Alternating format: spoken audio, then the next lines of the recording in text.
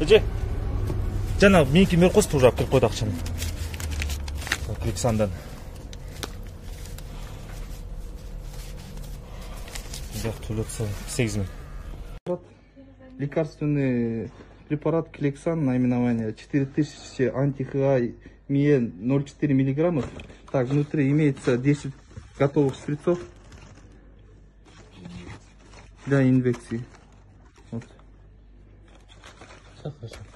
Все, составляем протокол.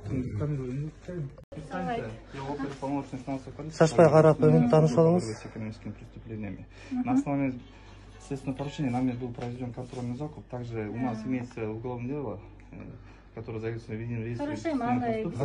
Ранее вот этим гражданином... Вас как зовут? Можете По какой сумме он приобрел? Вот 8 тысяч, да, здесь?